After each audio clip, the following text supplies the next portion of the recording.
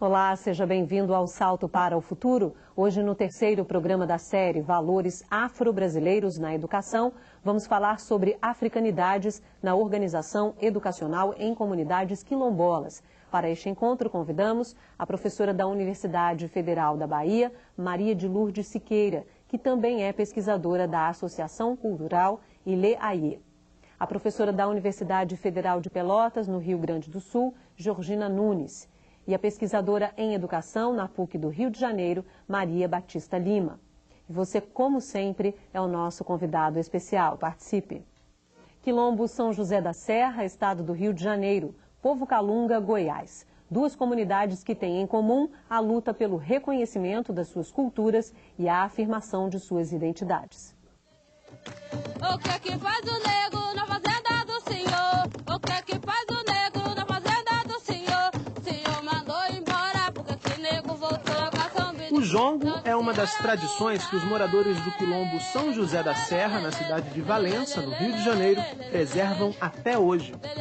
O jovem nasce aqui na comunidade, a gente faz questão de dar uma volta nele, dançando com ele no colo, para ele sentir, né, o gostinho do jongo. As batidas no tambor e a cadência do ritmo vão além dos limites da comunidade. Nós temos uma rede de jongo que leva a gente, faz que a gente tenha contato com a cidade grande, e nós criamos uma associação de quilombola. Eu sou vice-presidente da Associação de Comunidade de Quilombo do Rio de Janeiro. Então, hoje nós temos uma relação boa, né? Temos conhecimento do que se passa em outras comunidades. O jongo está melhorando a comunidade. Desde quando começou o jongo aí, melhor. A gente não tinha valor e hoje em dia tem muito valor. E o direito à educação e à permanência na escola é uma das conquistas da comunidade. Hoje nós temos jovens aqui que estão estudando e no passado a gente não tinha nada disso, a gente tinha que sair a pé e estudar nas fazendas com boa vontade de algumas pessoas, né? Então agora hoje o nosso jovem aqui, ano passado já formamos os primeiros jovens, né, segundo grau. Isso aí alegra muito, porque para a gente aqui na comunidade falar no segundo grau é cursar uma faculdade. No Colégio Estadual Dr. Guilherme Milward, os jovens do Quilombo participam de projetos que levam em conta as suas tradições.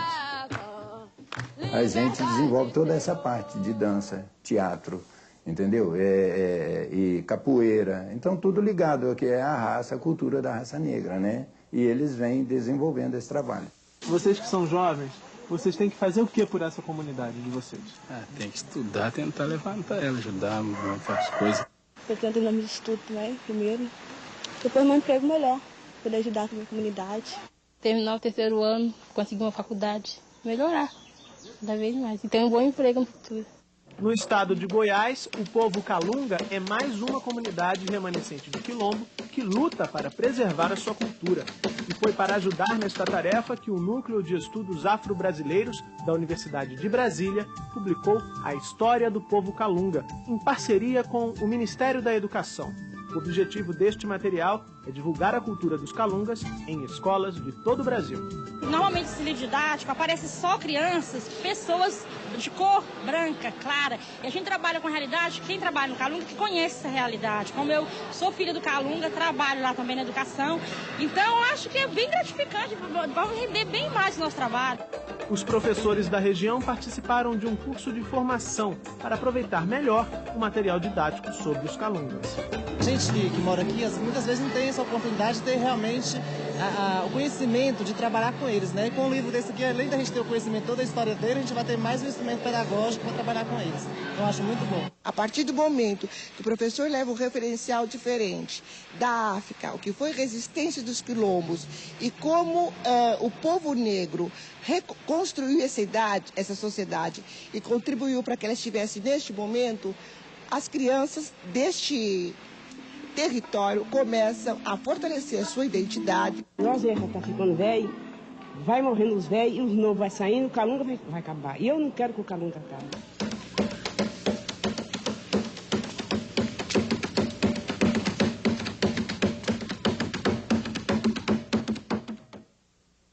Bom, primeiro eu quero agradecer a presença de vocês no programa de hoje. Começar pela professora Maria de Lourdes Siqueira, como eu havia dito no início do programa, professora e pesquisadora da Universidade Federal da Bahia, diretora da Associação Cultural Ileaie e também membro da diretoria da Associação de Professores e Pesquisadores Negros da Bahia. Sua principal linha de pesquisa, antropologia das populações afro-brasileiras, desenvolve pesquisas também sobre os saberes africanos na vida cotidiana, na África do Sul, e também mulheres, terreiros e orixás em Cachoeira, em Salvador. Também epistemologia africana e afro-brasileira, além de ser autora de livros sobre o assunto e também do texto que consta hoje do boletim.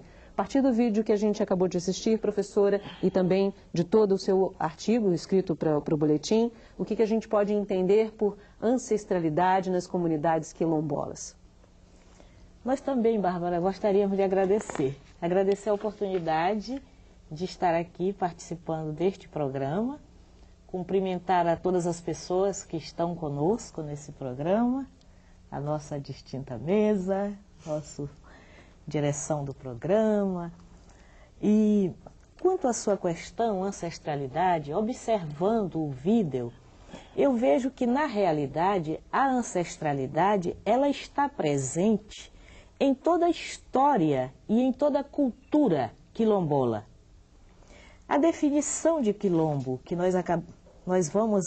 tivemos a oportunidade já de antecipar, mas nós definimos o quilombo como uma presença positiva da resistência negra durante todo o período histórico brasileiro. Foi resistência ao período colonial, resistência ao escravismo, resistência à falta de liberdade em todos os sistemas que perpassam a sociedade brasileira, a história brasileira, a cultura nacional, que é um sistema de dominação, de tira de liberdade do negro, de não reconhecimento dessa contribuição das civilizações tradicionais africanas. Então, apesar de toda essa negação oficial da cultura, da tradição das civilizações africanas, ela permanece. Ela permanece e ela precisa ser incluída nos nossos sistemas educacionais, nos nossos currículos, na formação de professor, na formação do aluno, nesse reconhecimento que é preciso ter de que o aluno da escola que está no quilombo, o aluno quilombola, ele tem uma história, ele tem uma tradição, ele tem um conhecimento, ele tem saberes. E isso tudo é alimentado pela ancestralidade africana. É essa herança, esse legado que vem da África, que os africanos escravizados trazem da África e que permanece até hoje. Isso dura 500 anos. Obrigada, professora. Quero passar agora para a professora Georgina, que é professora e pesquisadora da Universidade Federal de Pelotas, pesquisa o cotidiano de crianças trabalhadoras negras, a relação com a escola e a construção de identidades de classe, gênero, etnia e raça. Desenvolve pesquisa sobre práticas sociais de crianças negras na comunidade rural de Correntes, no Rio Grande do Sul, e de crianças negras em comunidades urbanas. Também pesquisa a comunidade remanescente do Quilombo Manuel Barbosa, em Gravataí, no Rio Grande do Sul. Autora também de artigos sobre essa questão de educação, trabalho rural e raça. A gente viu no vídeo jovens dizendo que o sonho, o desejo de estudar, indo para uma faculdade, e ir para a faculdade pressupõe uma saída do quilombo. O que significa essa saída para estudar e que retorno tem isso para a comunidade? Também daria boa noite a todos e a todas. Repetiria o imenso prazer de estar aqui discutindo educação em comunidades remanescentes de quilombo. Então eu falaria assim, Bárbara, que em primeiro lugar o processo educativo em comunidades remanescentes de quilombo, em comunidades negras, ele tem que estar altamente sempre ligado com a questão da educação que se gesta na informalidade das vivências das comunidades quilombolas. Quer dizer, a escola não pode estar dissociada do cotidiano e dos processos educativos no qual essas crianças estão desde o momento em que nascem, desde o momento em que os pais levam as crianças para sentirem a vibração e o ritmo dos tambores, do jongo, né? Então, diria que a perspectiva, em primeiro lugar, de sair, de estudar, para ir para o mundo externo, não significa necessariamente o abandono ao quilombo. Dentro dessa perspectiva da circularidade de uma cosmovisão africana, significa que os jovens e as crianças negras, quilombolas, irão se apropriar de um outro conhecimento, na verdade não uma apropriação apenas, mas na verdade irão socializar os conhecimentos do mundo externo ao quilombo, juntamente com os seus, e sempre irão fazer este retorno à comunidade remanescente de quilombo, esse retorno às suas raízes, na perspectiva daquilo que a dona Procópia diz, que Calunga nunca irá morrer. E Calunga não morre na perspectiva de se educar, de se formar com outros conhecimentos que são unidos aos seus conhecimentos de remanescente de quilombo. Obrigada. Professora Maria Batista, pesquisadora na PUC do Rio de Janeiro, investiga as práticas pedagógicas e a construção de identidades. Desenvolveu pesquisa sobre educação, identidade e culturas negras em comunidades remanescentes de quilombo na Universidade do Estado do Rio de Janeiro e no concurso Negro e Educação da AMPED e da Ação Educativa. Também foi professora da Rede Pública de Sergipe e atualmente é pesquisadora do projeto Diálogo entre Povos, também autora de artigos sobre cultura negra e educação. Falando então de construção de identidades, por que é importante se trabalhar com essa construção, principalmente ligada às culturas africanas e afro-brasileiras, e também como pode ou como deve se dar essa construção de identidade dentro das escolas públicas brasileiras? Primeiramente, boa noite para todos e todas aqui presentes, para aqueles e aquelas que nos assistem.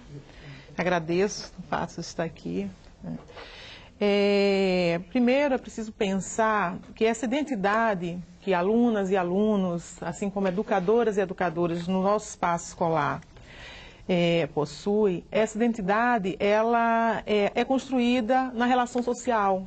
E nessa relação social, essa identidade se constitui a partir dessa relação com o outro, do olhar que o outro tem sobre nós. Nesse sentido, qual é o papel da escola nessa relação com a identidade? A escola é um espaço de formação, então um espaço de formação formação de valores, formação para a vida.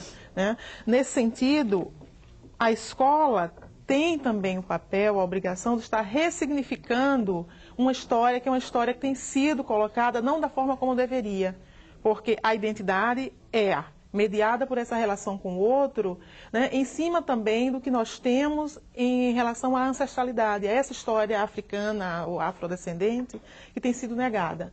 Então, se a escola não valoriza esse sujeito, o que ele é na sua totalidade, no que você tem de valor, no que temos de valores das diferentes culturas, essa escola também não vai estar cumprindo o seu papel na medida que deveria.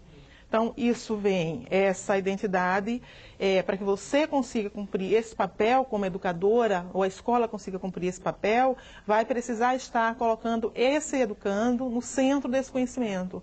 E esse educando tem uma identidade seja como menina, menino, no caso como afrodescendente, como negro, como branco, e na relação de um com o outro. Então, é importante estar trazendo o sujeito à imagem, não só isso, mas para reafirmar, para ressignificar, na verdade, essa identidade, estar trabalhando também a questão dos materiais. São diversos elementos que vão estar também ressignificando essa identidade e que vai ser um elemento da relação ensino-aprendizagem dentro da escola também. Okay. A gente tem uma primeira participação do programa de hoje e é da Ivoneide de Goiás. Olá, Ivoneide. Boa noite, eu sou Ivoneide Treposo, Corocoalino, da cidade de Goiás. A nossa pergunta foi feita pela professora Aparecida. Tanto Palmares como o Zumbi do Palmares é o quilombo mais conhecido e estudado no Brasil. Gostaria de saber se na literatura brasileira podemos encontrar outros referenciais de quilombos. Boa noite e muito obrigada. Obrigada, Ivoneide. Obrigada, Aparecida, que fez a pergunta. Muito obrigada pela participação de vocês no programa de hoje. A professora Maria de Lourdes, ela faz uma referência ao seu texto, Fique à vontade para responder. Eu agradeço muito profundamente a oportunidade de oferecer esse texto, de oferecer essa possibilidade desse diálogo. E o que nós diríamos?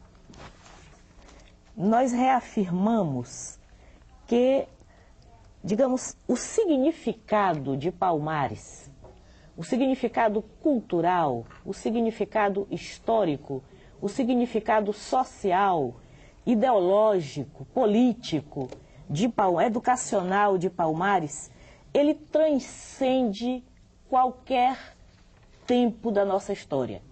De Palmares, nós temos lições que nos abastecem de um ponto de vista educacional. Palmares era um centro de organização social, Palmares era um centro comunitário, Palmares era um centro de trabalho na produção de diversidade tecnológica, de aprofundamento de conhecimento tecnológico. Palmares era um centro de formação política. Palmares era um centro, a professora utilizou muito a palavra ressignificação, era um centro de ressignificação do papel da mulher. Nós vimos em Palmares figuras de mulheres importantíssimas, como elas existem na sociedade brasileira contemporânea e entre as mulheres negras, e eu diria que nós temos toda a possibilidade de retirar de Palmares, de reexaminar, reestudar, repensar as lições de Palmares. São lições contemporâneas, são lições cidadãs, são lições da ancestralidade africana, são lições que a sociedade brasileira inteira precisa reviver e aprender o que se passou em Palmares. Ok. Ela pede bibliografia, a senhora tem alguma sugestão? Em termos de bibliografia, eu até sugeria, talvez, o que hoje está se tornando mais fácil. Nós vimos há pouco o trabalho que foi elaborado pelo próprio MEC, que é o trabalho sobre as comunidades calungas. Eu reli toda essa temporada, me preparando para vir para cá, foi um dos textos que eu reli. É um texto contemporâneo, é um texto proposto pelo MEC, pela coordenação quilombola do Ministério da Educação, foi coordenado por uma equipe da Universidade de Brasília, do Centro de Estudos Africanos da Universidade de Brasília, e ele conta a história quilombola numa pesquisa muito bem elaborada, que fala de cultura, de religião, das origens dos quilombos, das tradições ancestrais que se vivem do quilombo, dos ensinamentos de medicina, de política, de organização. Mas, além disso, eu sugeria também que nós lêssemos textos contemporâneos que vão sendo publicados hoje, nessa perspectiva de comunidade africana, de resgate de tradição e de identidade africana. Okay. E nesse resgate que fala aqui a professora, desse ir e vir, essa relação tradição, modernidade, porque o sair do jovem do quilombo não significa o fim do quilombo. Nós queremos que os quilombos sobrevivam sempre. Tá certo. Depois do intervalo, vamos conhecer a história de um quilombo que fica no coração do semiárido baiano. Salto para o futuro volta em instantes. Tijuaçu é um distrito do município de Senhor do Bonfim, que fica a cerca de 370 quilômetros de Salvador. No coração do semiárido baiano, essa comunidade remanescente de quilombo tem muitas histórias para contar. E está contando. Os projetos pedagógicos das escolas da região levam para as salas de aula traços da história da cultura local. Uma história que começou há 200 anos com a resistência de 3 mulheres. Dentre elas veio para aqui, para Tijuaçu, Marinha Rodrigues. Aí ela teve seus filhos, aí foi espalhando pela onde hoje são as comunidades, que são Alto Bonito, Quebra-Facão e Lajinha, cada um espalhando um filho para marcar território. A senhora é parente da dona Marinha Rodrigues? Era minha bisavó. A senhora chegou a conhecê-la? Conheci não. Não conheceu não? Já me disseram, nem conheci ela e nem meu avô, Astácio Rodrigo. Mas o que a senhora soube? O que sua mãe e sua avó contavam para a senhora dessa sua bisavó? Minha bisavó, essa terra era toda dela. Ela era uma escrava? Ela era escrava. Mas essa terra toda, esse mundo todo era dela. Há indícios de que esses negros que fundaram Tijuaçu, eles vieram do Recôncavo, foram para Jacobina e depois vieram para Tijuaçu, que na época aqui era uma fazenda, a Fazenda Lagarto. Aos poucos, a comunidade cresceu. Atualmente, a vila de Tijuaçu tem quase 8.000 habitantes. Valorizar a história e a diversidade cultural dessa comunidade remanescente de Quilombo é um dos principais objetivos das 7 escolas da região. Nós não estamos resgatando a cultura de Tijuaçu, não, porque a cultura de Tijuaçu ela sempre esteve muito viva. Agora, esses elementos eles estão sendo trabalhados de uma forma muito mais significativa. A proposta de levar a história e a cultura da comunidade para as escolas surgiu em 2004, depois de um curso de formação continuada. Nessa formação, nós começamos a trabalhar, a fazer reflexões, estudos, discussões a respeito da história da cultura afro-brasileira, da cultura afrodescendente no Brasil. Começamos a trazer esses elementos e fazer relações com a história de Tijuaçu. Os jovens não têm essa apropriação da história, do surgimento de Tijuaçu. Essa feira revela um pouco desse trabalho com a memória da comunidade. Organizados em grupos, os alunos das escolas da região foram pesquisar as tradições locais. Na feira tinha um pouco de tudo: culinária, artesanato, ervas e chás medicinais. Saímos na casa das pessoas mais velhas e pegamos tipo o capim-santo, que serve para dor de cabeça, pressão alta, o matruz, que serve para machucado. E também não faltou uma pequena apresentação do samba de lata, a mais forte manifestação cultural da região. Os pais são chamados para a escola, as apresentações que as avós, que as tias que participam do samba de lata já faziam há muito tempo, agora está sendo mais valorizado. Então, eu acredito que esse trabalho ele vem contribuir para a formação de cidadãos mais críticos, na medida em que ele começa a mostrar para o outro que a realidade dele é tão importante quanto as demais realidades. O samba, que tradicionalmente é dançado no terreiro, com o pé batendo no chão e levantando poeira, também tem história. O samba foi assim, o samba começou em 1932, uma seca que teve aqui. Foi as primeiras mulheres que chegaram aqui, como não tinha divisão nenhuma para se divertir, a diversão delas era o samba. A água para pegar era muito distante, aí quando as pessoas iam pegar a água, levavam um pote, se descansavam ali e começavam a bater um sambinha para se animar. Aí começou a surgir o samba de lata. Bateu o samba de lá, de lá o povo bate com toda a Eu acho muito importante que a juventude aprenda a sambar o samba. Nós estamos produzindo, quem já produziu e está produzindo, é bom que ensine para seus filhos para não acabar a cultura. Todo o processo de mudança, de postura metodológica na educação, ele é lento. Mas nós podemos ver nos trabalhos, nas exposições, no discurso, no comportamento dos alunos dentro da escola, que muita coisa começou a mudar.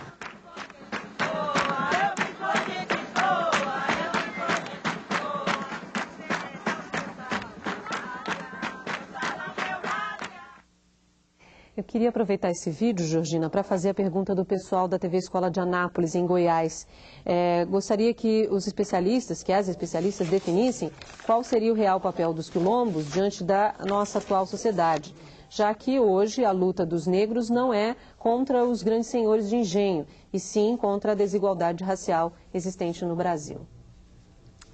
Bom, eu diria, Bárbara, que a grande questão é que os grandes senhores de engenho, eles modificam a sua feição e também modificam as formas de escravizar, as formas de bater, as formas de violentar.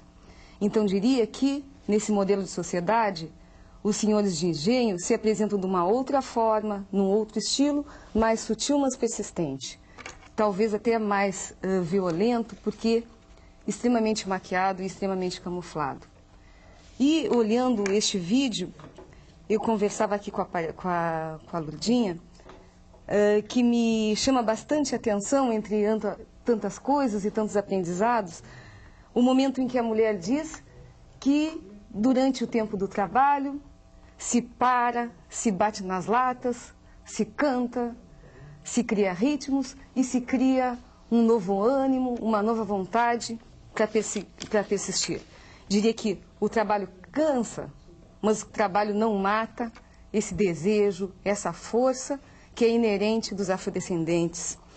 E eu acho que este é o grande exemplo, esta é a grande lição, este é o grande modelo, né, que se pode tentar reavivar e colocar como positividade. Essa perseverança, essa esperança, a maneira como se concilia o trabalho, o sofrimento, com essa alegria que é permanentemente recriada. Você não perdeu o lúdico diante de uma situação adversa, você manter a sua ludicidade? Diria assim que o lúdico é uma condição inerente do ser humano, né? Então, na verdade, este lúdico vai se transformando, vai se criando estratégias para se poder persistir frente às condições mais adversas, né? Eu acho que este é o grande ensinamento das comunidades quilombolas, é essa capacidade de resistir, de transformar e de prosseguir na luta. A participação agora é da Maria José, do Maranhão. Olá, Maria José. Olá, boa noite. Sou Maria José Barreto, do Teleposto de Bacabal, Maranhão. A dança, teatro, filmes e as novelas da época da escravidão podem funcionar como um bom recurso pedagógico para alunos aprenderem sobre valores, educação e costumes africanos? E como o professor deverá trabalhar esses temas? Boa noite e obrigada. Obrigada, Maria José, mais uma vez pela sua participação aqui no Salto. Professora Maria Batista, de que forma ela traz aí então a questão da mídia, né? A mídia de alguma forma pode contribuir para esse debate e de que maneira? Eu penso que, boa noite para a Maria José. Minha vizinha. Sua conterrânea, né? De Bacabal. Eu diria que a mídia tem um papel fundamental, né? Seja para reproduzir ou para desconstruir, né, esse racismo criado, né, ao longo dos séculos. E a escola, o educador, né, a educadora, como ela colocou, como é que a educadora, como é que a escola pode fazer um uso positivo desse material? A primeira coisa, a coisa mais importante, considero mais importante, é o olhar, a sensibilidade, a forma como a professora, né, o profissional vai estar olhando para esse material. Quer dizer, o olhar crítico que ele vai ter sobre esse material. Porque você pode ter um material na mídia que traz, na sua forma, já essa contribuição positiva, e você pode ter um material que traz um estereótipo, por exemplo, e que a educadora, a professora, pode dar o tratamento, utilizar para demandar uma formação positiva, né? Trazendo o quê? A discussão e o trabalho crítico sobre aquilo. Então, um exemplo, ela falou de novela de época. A novela de época geralmente traz, né, a pessoa negra como escravizada. Então, se isso não for trabalhado de forma crítica, a criança, de repente, poderá incorporar a ideia de que é o lugar que poderá cristalizar essa imagem da população negra como escrava, né? Então, cabe ao educador. O educador está desconstruindo isso, trabalhando a fundamentação da história, né? De que essa foi uma situação transitória e não algo cristalizado do lugar da população negra, né, na história. E como o negro aparece nas novelas também, de um modo geral, como serviçal, nunca em papel principal, nunca como protagonista. Ultimamente a gente tem tido algumas mudanças, lentas mudanças, lampejos, mas aí a predominância ainda é de um lugar de inferioridade. Então, proibir a criança de estar assistindo, vendo, não vai funcionar. Isso vai no movimento contrário, né? O educador, a educadora também dizer, não vou ver e negar, apagar isso, também não vai funcionar. Então, você precisa conhecer até para estar colocando em discussão isso na sala, de por que isso é assim, como é que poderia ser para trabalhar, para valorizar esse sujeito, que é o aluno que está na sala de aula, que é afrodescendente, para valorizar também esse afrodescendente para os outros alunos que não são negros também. Porque a questão é trabalhar esses valores e valorizar esse sujeito para toda a sociedade, não somente para aquela criança que é criança negra. Então, a crítica, né, para mim, é o grande elemento que o educador precisa desenvolver no seu dia a dia. Né? A mesma questão em relação aos livros, ou seja, em relação ao filme.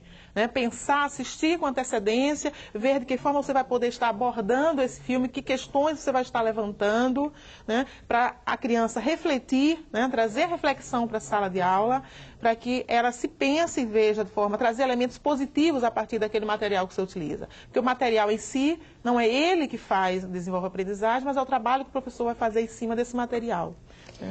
Tá certo. A Leila Araújo, de Tocantinópolis, em Tocantins, pergunta à professora Maria de Lourdes: falar sobre valores afro-brasileiros tem como princípio o diálogo e a conscientização. Quais seriam as outras medidas de conscientização que devem ser realizadas para que o preconceito seja evitado?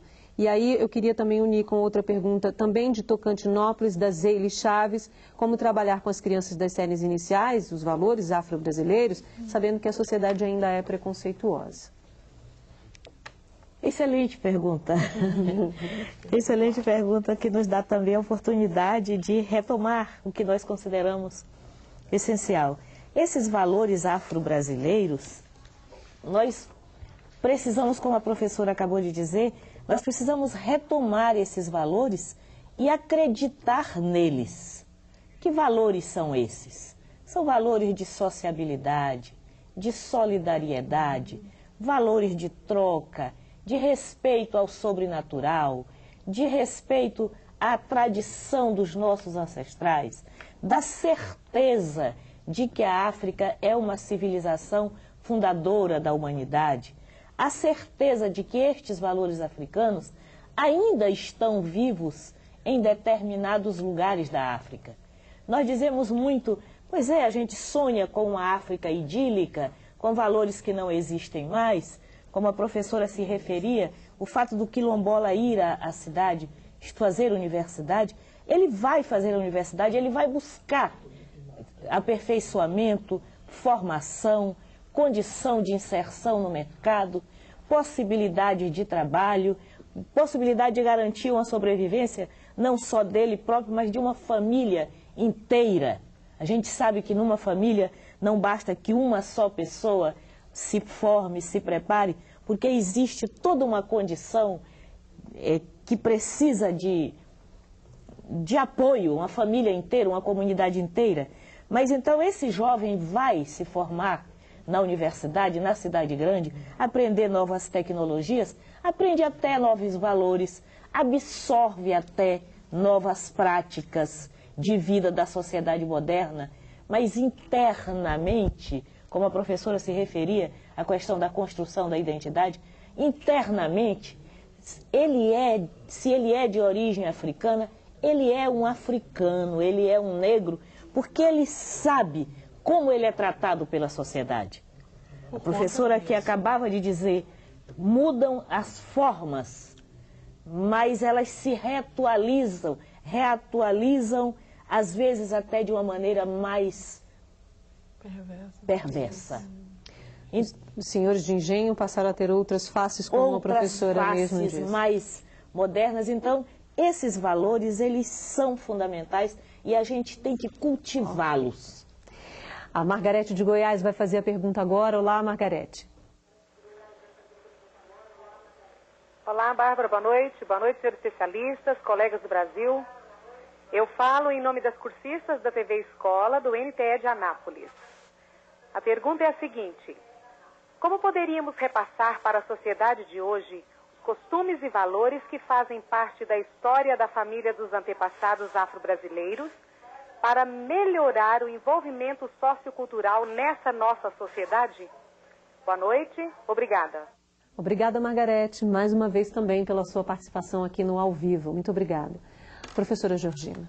Bom, eu diria o seguinte, Margarete, boa noite.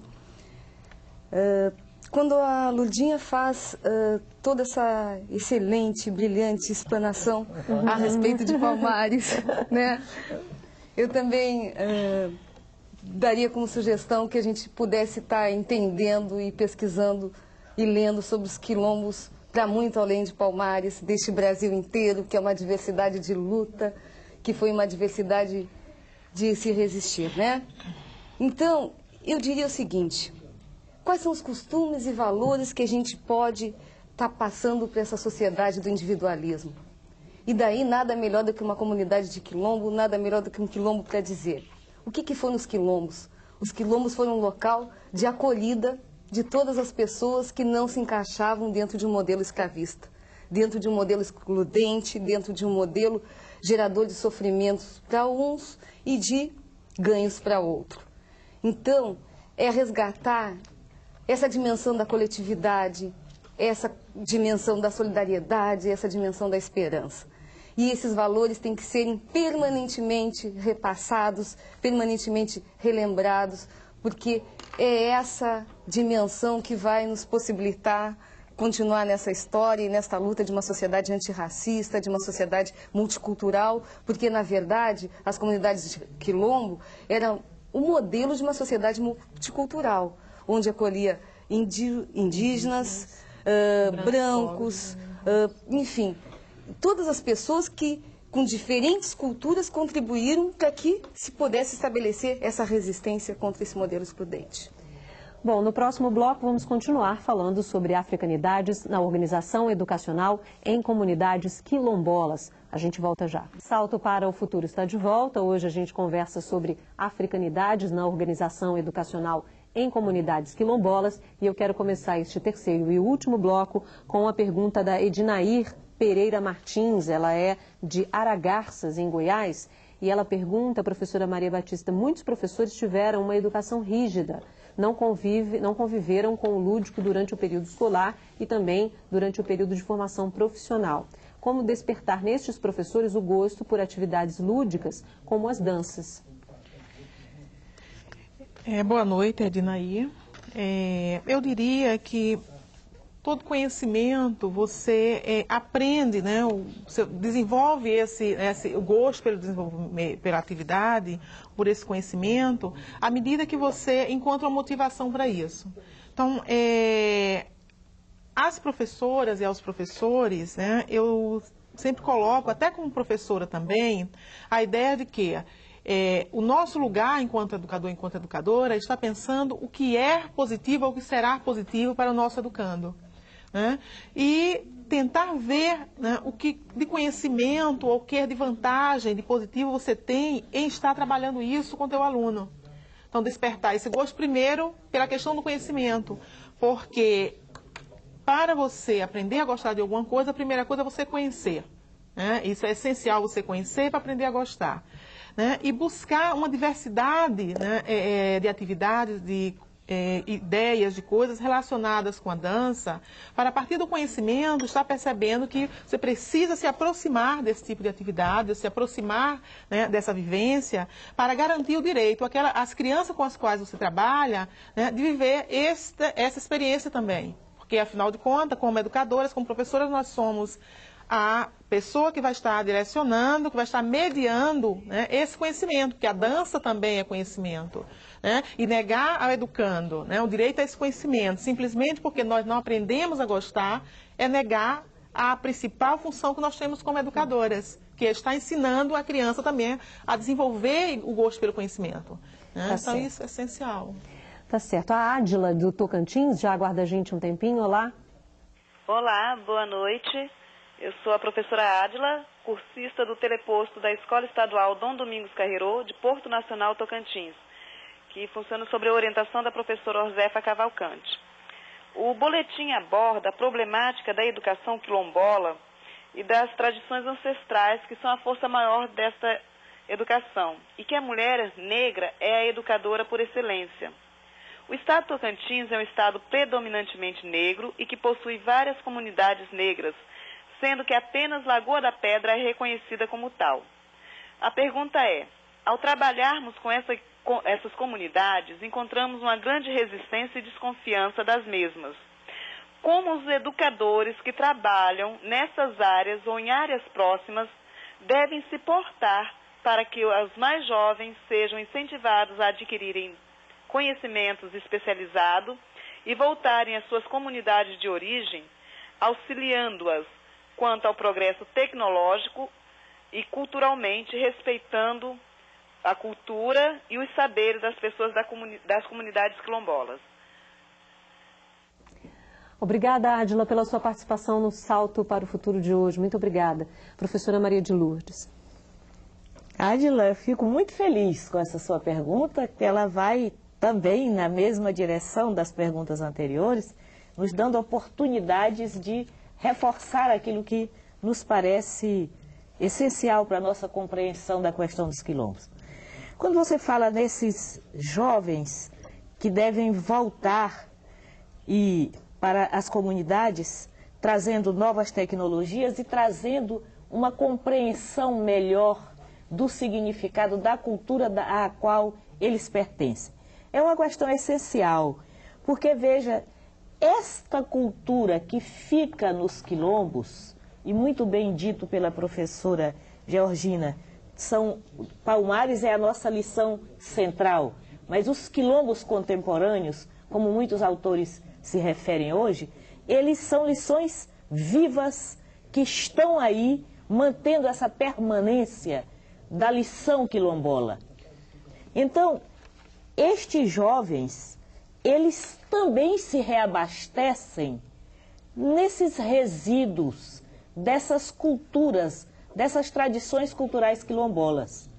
Quanto a essa resistência que você fala, essa resistência vem porque a civilização hegemônica, europeia, ocidental, a qual nós estamos ainda submetidos, é por isso que eu tento trabalhar a epistemologia africana, mostrando que tem outro eixo de referência para o saber, para o conhecimento, para a ciência, para o estudo.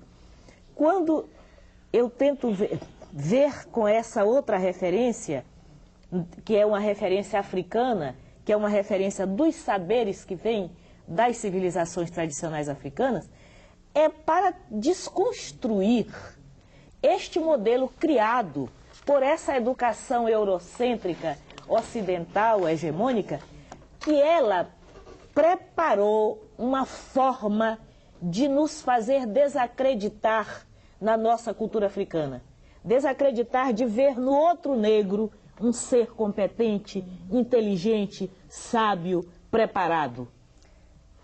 Isso faz parte dessa tradição da escola, desta escola criada sob o modelo chamado hegemônico, etnocêntrico, que não inclui a África nas outras formas, como uma outra forma de saber.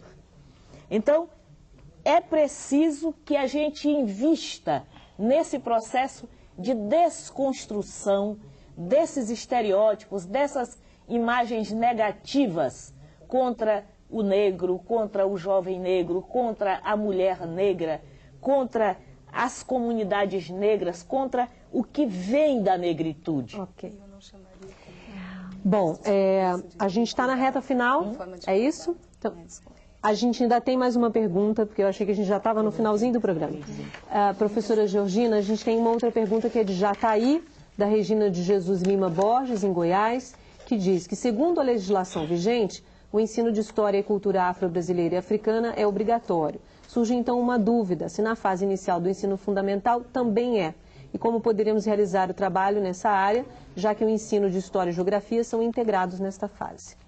Bom, eu diria que estes momentos de educação infantil e educação fundamental são fundamentais.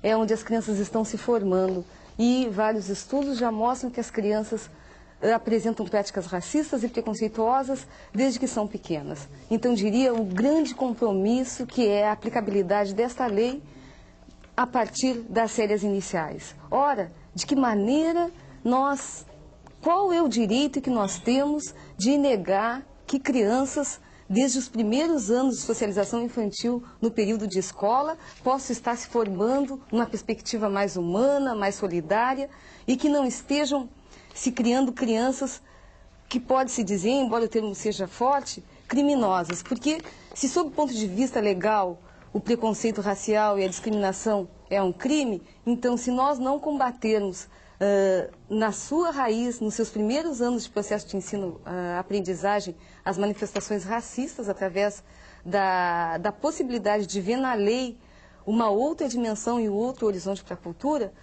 Ok.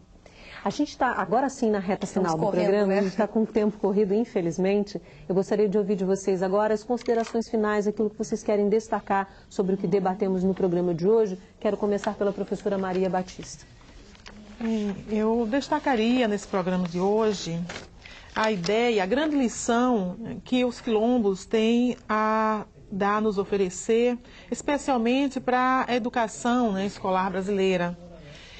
Eu diria que se a educação brasileira se pretende ser uma educação multicultural, de respeito à pluralidade, uma educação democrática que valoriza o ser humano, ela precisa incorporar em suas práticas, assim como fala o próprio tema, o título do programa, essas africanidades brasileiras. E essas africanidades brasileiras, esses valores, eles se encontram, né, de uma forma muito rica nesse espaço do quilombo. Né? E não só como manifestações culturais, mas como vivência, como valores de vida, valores simbólicos, né? Como forma de relação com o outro, né? E deve se expressar nas práticas da escola, né? Tanto nas relações entre as pessoas que estão lá, e aí o educador e a educadora têm esse papel fundamental de estar vendo o aluno dos quilombos, né, como potência e como sujeito a ser colocado como sujeito do conhecimento, mas também como sujeito representado nos elementos, nos materiais trabalhados no dia a dia da escola. Acho que essa é a grande lição a dar para qualquer outra escola da sociedade brasileira. Obrigada, professora Maria Batista, professora Georgina. Eu terminaria retomando dois aspectos das questões que surgiram para as meninas, né?